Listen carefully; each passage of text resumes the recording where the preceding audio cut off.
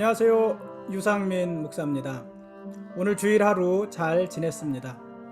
주일학교 예배, 학생부 성경 공부, 그리고 1부 예배와 2부 예배까지 잘 드렸습니다.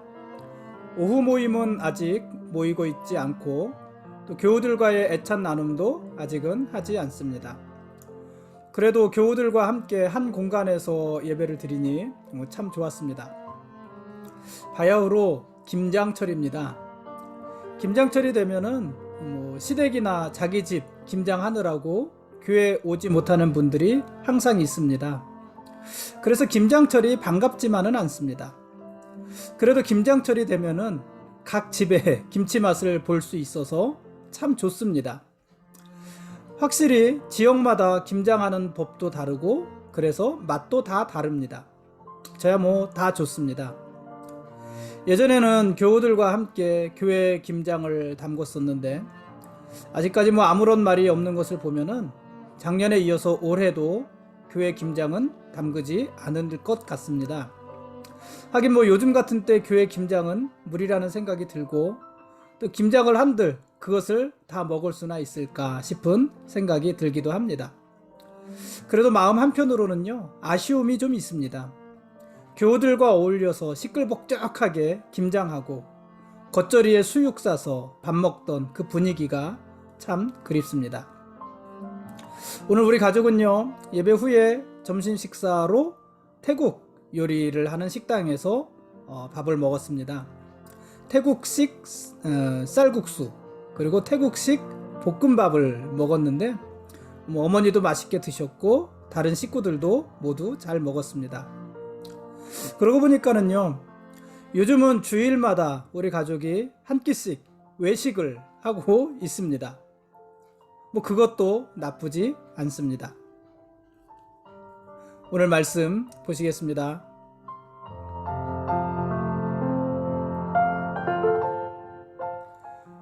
오늘 읽을 말씀은 사도행전 6장부터 9장까지 말씀입니다. 최초의 교회인 예루살렘 교회에 문제가 생겼습니다. 교우들 간의 갈등이 시작된 것입니다. 다른 갈등도 아니고요, 구제로 인한 갈등이었습니다. 예루살렘 교회는 성령이 충만한 사람들이 모인 교회 아닙니까? 베드로나 야고보와 같은 대사도들이 목회하는 곳이었고 지금 교회와는 굉장히 비교되지 않는 그런 좋은 교회였을 거라는 생각이 드는데 그래도 예루살렘 교회도 완전한 교회는 아니었습니다. 사실요, 교회는 완전하지 않습니다. 완전할 수가 없습니다. 사람이 모인 곳이 어떻게 완전할 수 있겠습니까? 예전에 어느 목사님은요, 예수 믿어도 혈액형은 변하지 않더라, 이런 말씀을 자주 하셨습니다. 예수 믿어도 그 사람의 혈액형은 변하지 않더라. 그 사람의 기질, 그 사람의 혈기, 이런 것들은 예수를 믿고 나서도 잘 변하지 않는다는 그런 말이었습니다. 사실 예수 믿으면은 우리 성품도 변하고 습관도 변하고 가치관도 변하고 그렇게 다 변해야 되지 않습니까? 그게 옳지 않습니까? 근데 설사 그것이 옳다 하더라도요, 그것은 어느 한순간에 갑자기 되어지는 것이 아니라 예수 믿고 나서도 오랜 시간을 두고서 차츰 이루어지는 거잖아요. 차츰 우리의 성품이 변하고 차츰 우리의 습관이 변하고 차츰 우리의 가치관이 변하고 그런 것 아니겠습니까? 그래서 죽을 때까지 그렇게 변해가는 것입니다. 그러니 예수님을 믿고 성령의 충만함을 받은 사람들이 모였고 베드로와 같은 대사도가 목회하는 교회라 할지라도 문제가 있는 것입니다. 예루살렘 교회만 그런 것이 아니라요, 바울이 세운 교회들도요, 많은 문제들이 항상 있었습니다. 툭하면 싸우고 갈등하고 지금 생각해도 부끄러운 죄악들이 교회 안에 있었습니다. 그러니 오늘날 교회들도 그렇지 않겠습니까? 여러분, 이 세상의 유형 교회는요, 언제나 완전하지 않습니다. 문제가 있습니다. 그것이 어떻게 보면은 당연한 것일 수도 있습니다. 왜냐하면 사람이 모인 곳이기 때문에 그렇습니다. 그러므로 교회에 문제가 있다고요, 너무 낙심하지 마시고 너무 실망하지 마시고 너무 마음에 시험 들지 마시고 더더군다나 교회 문제가 있다고 그 문제 때문에 교회를 떠나지 마십시오. 어느 교회를 가나 그런 문제들은 다 있는 것입니다. 그럴 수밖에 없는 것입니다. 사도행전 당시에요, 예루살렘 교회 성도들의 구성은 크게 두 그룹으로 나눌 수가 있었습니다. 하나는 히브리파 사람들이었고 또 하나는 헬라파 사람들이었습니다. 이 히브리파 사람과 헬라파 사람, 이런 구분은요, 바울 서신에도 늘 등장하는 용어입니다. 똑같이 히브리파, 헬라파 이렇게 말을 하지는 않았지만은 유대인이나 헬라인이나, 이게 히브리파와 헬라파 그런 말이죠. 유대인이나 헬라인이나 또는 유대인이나 이방인이나 같은 용어입니다. 헬라파 사람들은 주로 이방인들이 많았거든요. 그러니까 유대인이나 이방인이나 유대인이나 헬라인이나 또는 히브리파나 헬라파나 같은 말입니다. 이들이 교회를 구성하는 큰 두 그룹이라고 볼 수가 있는 것입니다. 그런데 그 두 그룹 사이에 문제가 생긴 것입니다. 헬라파 과부들이 볼 때 교회에서 구제를 하는데 그 구제에 자기들은 항상 손해를 보는 것 같았습니다. 히브리파 사람들, 히브리파 과부들을 중심으로 구제가 이루어지는 것 같았습니다. 그래서 헬라파 과부들은 그 일들에 대해서 불평하기 시작한 것이고, 그 불평이 얼마나 심했던지 성령이 충만하고, 그래서 한 번 설교하면 3,000명씩이나 회개시키는 이 베드로와 같은 사도들조차 어찌할 수 없는 지경이었던 것입니다. 그래서 예루살렘 교회는요, 성령과 지혜가 충만하여서 칭찬받는 사람 중에서 7명을 선출하고 그들을 집사로 세웁니다. 그리고 그들이 구제를 전담하게 하고 사도들은 오직 기도하는 일과 말씀 사역에 힘썼습니다. 재밌는 것은요, 이 7명의 집사들은 모두 헬라파 유대인들이었다는 것이에요. 그러니까 히브리파 과부들에게 구제가 더 집중된다고 헬라파 과부들이 불평을 하니까 헬라파 과부들에게, 헬라파 사람들에게 그 모든 일을 다 맡긴 거예요. 그냥 한번 당해봐라 이래서 그렇게 한 것이 아니고 지혜롭게 그렇게 한 것이에요. 그래서 7명의 집사가 세워지게 됩니다. 7 집사 중에 우리가 잘 아는 유명한 스데반도 있었습니다. 스데반은요, 7명의 집사들 중에서도 은혜와 권능이 충만하고 큰 기사와 표적을 민간에 행하는 사람이었습니다. 그러자 사람들은요, 스데반을 죽이려고 했습니다.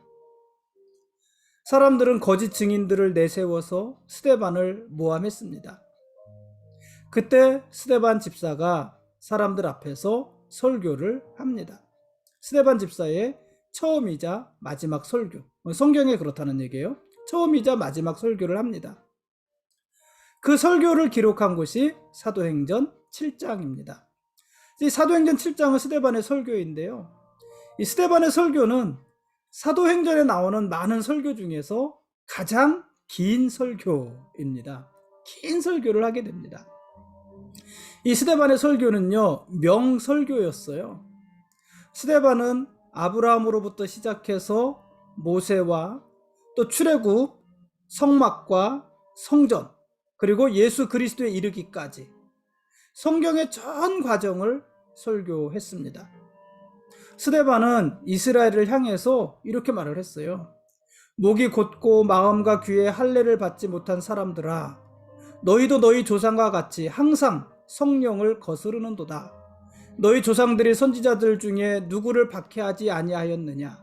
의인이 오시리라 예고한 자들을 그들이 죽였고, 이제 너희는 그 의인을 잡아준 자요 살인한 자가 되나니 너희는 천사가 전한 율법을 받고도 지키지 아니하였도다. 이렇게 설교를 마무리합니다. 그러니까 이스라엘이 그리스도이신 예수를 죽였다는 것입니다. 그 조상들은 하나님이 보내신 선지자들을 다 죽였고 너희들은 예수를 죽였다는 것이에요. 그가 그리스도시라는 것이에요. 스데반의 설교를 들은 사람들은요, 마음이 찔렸습니다. 그래서 마음이 찔려서 그들을 회개한 것이 아니라 마음이 찔려서 귀를 막고 스데반에게 달려들어서 성 밖으로 내치고 그곳에서 돌로 쳐서 스데반을 죽였습니다. 스데반이 그렇게 죽었어요. 스데반이 순교한 것입니다. 교회에서 순교자가 나오기 시작한 것입니다.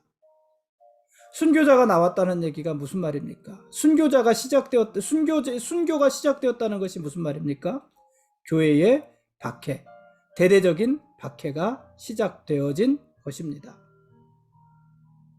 근데 스데반 집사가 그렇게 죽는 그 자리에 누가 있었냐면 사울이라는 청년이 있었어요.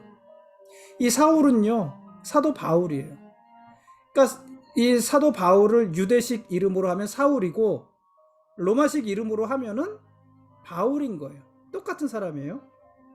그 사울이 그 자리에 있었습니다. 아무튼요, 예루살렘 교회에 큰 박해가 왔습니다. 그러자 사도들 외에는 모두가 흩어졌습니다. 그들은 유대와 사마리아와 모든 땅끝까지 흩어졌습니다. 예루살렘 교회 성도들은요, 핍박을 피해서 그렇게 흩어졌고, 흩어지면서 복음을 전했고, 그들이 복음을 전하는 곳에 교회가 세워졌습니다. 그러니까 오직 성령이 너희에게 임하시면 너희가 권능을 받고 예루살렘과 온 유대와 사마리아와 땅끝까지 이르러 내 증인이 되리라. 이 말씀이 이루어지고 있는 것이에요. 핍박을 통해서 유대 이 성도들이 자발적으로 흩어졌건 아니면 핍박을 피해서 마지못해 흩어졌건 이들이 예루살렘으로부터 유다와 사마리아와 땅끝까지 이르러 복음을 전하는 사역을 감당하게 되고 교회를 세우는 자들이 된 것입니다. 그렇게 박해를 피해서 흩어지는 사람 중에 빌립도 있었습니다. 이 빌립도요, 예루살렘의 7 집사 중 한 사람이었습니다.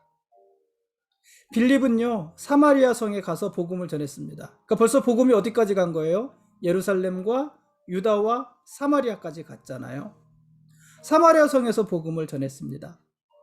그때 많은 사람에게 붙었던 더러운 귀신들이 소리를 지르면서 떠나갔고, 많은 중풍병자와 못 걷는 사람들이 고침을 받았습니다. 그리고 그 성에 큰 기쁨이 있었습니다. 복음으로 인한 기쁨, 예수 그리스도로 인한 기쁨, 그 기쁨이 유대인으로부터 멸시받았던, 소외받았던 그 사마리아 성에 넘치게 되었습니다. 그 소식을 들은 예루살렘 교회의 사도들은요, 베드로와 요한을 사마리아 성으로 보내서 사마리아 사람들을 위해서 안수하며 기도하게 했습니다. 그리고 베드로와 요한이 사마리아 성 사람들을 위해서 안수하며 기도할 때 그곳에 성령이 임하였습니다. 하나님이 임하신 것입니다. 빌립은요, 사마리아 성에서만 복음을 전한 것이 아닙니다. 사마리아에서 복음을 전하던 빌립은 이스라엘 남쪽의 광야까지 가서 에디오피아의 여왕 간다게의 국고를 맡은 관리 네시에게 복음을 전하고 그에게 세례를 주었습니다. 그러니까 여기가 예루살렘이라면 사마리아는 그 북쪽에 있잖아요. 그 북쪽에 있던 이 빌립이 남쪽으로 내려와서 그 광야에서 복음을 전한 것이고, 이 에디오피아 여왕의 국고 맡은 관리인 네시에게 세례를 준 후에는 그가 어디에서 복음을 전합니까? 아소도와 가이사랴에까지 가서 여러 성읍을 지나며 복음을 전합니다. 이 아소도, 가이사랴는 어디냐면은 여기가 예루살렘이고 여기가 북쪽이 사마리아잖아요. 밑에 광야, 사마리아보다도 더 북쪽이에요. 더 북쪽. 그리고 특히 가이사랴는 이 해변가에 있는 그 가이사랴 지방을 말을 하는데, 그러니까 예루살렘에서 사마리아로, 사마리아에서 남쪽 광야, 유다 광야로, 광야에서 다시 가이사랴까지로 오고 가면서 빌립이 복음을 전하고 있는 것입니다. 그러니까는요, 교회에 큰 핍박이 났잖아요. 큰 박해가 일었잖아요. 순교자가 나왔잖아요. 그래서 교회는 큰 박해를 받고 있는데 근데 복음은 더욱더 왕성하게 전해지고 있는 것입니다. 그 와중에 사울은 위협과 살기가 등등해서 교회를 핍박했습니다. 더욱더 교회를 핍박했습니다. 사울은 다메섹에 있는 성도들을 소탕하기 위해서 길을 나섰습니다. 다메섹은 예루살렘보다 한참 북쪽에 있는 지역이에요. 거기까지 찾아갔습니다. 그런데 다메섹까지 다 가지도 못하고 도중에 부활하신 예수님을 만났고 그 예수님 앞에서 완고한 마음과 어두운 생각이 다 깨어졌습니다. 그리고 사울이 회심합니다. 마음을 돌이킵니다. 누구에게로요? 예수 그리스도에게로 그 마음을 돌이키는 회심을 경험합니다. 회심한 사울은요, 회심했다고 하지만 교회에서 그를 받아들이기를 두려워했어요. 당연히 그랬겠지요. 어제까지만 해도 교회를 핍박하던 자였는데 그가 회심했다는 말은 어떻게 믿을 것이며 회심했다 한들 그를 어떻게 교회로 금방 받아들일 수 있었겠습니까? 그래서 어려움이 있어. 교회에 속하기는데 어려움이 있었는데 아나니아라는 선지자, 또 바나바와 같은 교회의 지도자, 이들을 통해서 바울이 교회에 소개가 되어지고 교회에 속하게 되고 그리고 예수 그리스도의 복음을 전하는 전도자가 되었습니다. 그 와중에 죄송합니다. 그 와중에 이제 이 베드로는 루따에서 중풍병으로 침상에 누운 지 8년이 된 애니아를 고치고요. 욥바에서는 병들어서 이미 죽은 다비다를 살려냈습니다. 병든 자를 고치고 죽은 자를 살리고, 이게 사실 누가 하던 일입니까? 예수님께서 하시던 일이잖아요. 말씀을 전하시고 하늘나라의 일을 가르치시고 병든 자를 고치시고 죽은 자를 살리시고 예수님이 하시던 일이잖아요. 그 일을 지금 제자들이 하고 있는 거예요. 그대로 하고 있는 거예요. 그리고 제자들이 하던 그 일들이 교회로 그대로 이어지는 거잖아요. 이게 사실 사도행전의 가장 중요한 메시지라고 할 수 있는데, 어쨌든 베드로는요, 중풍병자를 고치고 죽은 다비라를 살렸습니다. 하나님께서는 병자를 고치고 죽은 자를 살리는 이런 이적을 통해서 성도들이 장차 고통과 질병과 죽음을 이기고 부활의 새 생명을 얻게 될 것이라는 그런 확신을 심어 주셨습니다. 여러분, 사탄 마귀는요, 병과 죽음을 무기로 우리를 위협하잖아요. 질병으로, 죽음으로 우리를 위협하잖아요. 그리고 우리를 굴복시키려고 하잖아요. 그러나 부활의 소망으로 무장된 성도들은요, 능히 그 모든 사탄의 위협을, 협박을 이길 수 있습니다. 왜냐하면은 하나님께서는 병과 죽음을 극복하신 분이거든요. 넘어서신 분이잖아요. 하나님이 넘어섰다는 것은 뭐 말이 안 되고 우리를 그곳에서부터 능히 건져내시는 분이시잖아요. 그래서 베드로를 통해서 중풍병자도 고치고 죽은 다비다도 살리고 그런 것을 통해서 우리에게 그 부활의 소망을 주시는 것입니다. 지금까지 사도행전 6장부터 9장까지 말씀에 대한 길라잡이였습니다. 내일 읽을 말씀은 사도행전 10장부터 12장까지 말씀입니다. 스데반은요, 교회 최초의 순교자입니다. 최초, 첫 번째, 교회의 첫 번째, 최초의 순교자입니다. 스데반은 돌에 맞아 죽어가면서 자기를 돌로 쳐서 죽이는 원수들을 용서해달라고 기도했어요. 하나님, 저들을 용서해 주십시오. 자기들이 하는 일을 알지 못합니다. 이 스데반의 기도는요, 마치 십자가 위에서 기도하신 예수님의 기도를 떠오르게 하지 않습니까? 주여, 저들을 용서해 주십시오. 자기들이 하는 일을 알지 못합니다. 어쨌든 그렇게 기도하고요, 스데반은 죽었습니다. 순교했습니다. 최초의 순교자가 되었습니다. 그런데 그렇게 스데반이 죽는 곳에 누가 있었냐면 사울이라는 청년이 있었습니다. 이 사울이 후에 사도 바울입니다. 사울은요, 스데반의 죽음을 그냥 목격한 것이 아니라 스데반의 죽음을 주도한 사람이었고 스데반의 죽음에 증인이 된 사람이었습니다. 그런데 재밌는 것은요, 후에 이 사울은 루스드라에서 복음을 전하다가 스데반과 똑같은 박해를 당합니다. 사람들이요, 바울을 돌로 쳤어요. 돌을 던져서 바울을 죽인 거예요. 그래서 이 바울이 죽은 줄 알고 사람들이 바울을 성 밖에 내다 버렸어요. 돌에 맞아 죽었으니까 성 밖으로 내다 버렸어요. 다행히 바울은 그때 죽지 않았고 다시 일어나서 더베로 가서 복음을 전했습니다. 그런데요, 또 그 모습을 지켜본 사람도 있었습니다. 누구냐면 바로 청년 디모데입니다. 루스드라 출신의 디모데는 죽음 앞에서 용기를 잃지 않고 원수를 용서하고 복음을 전하는 이 바울의 신앙을 보고서요, 그의 제자가 되었습니다. 그리고 이 디모데는 후에 에베소에서 폭도에게 맞아 역시 순교하게 됩니다.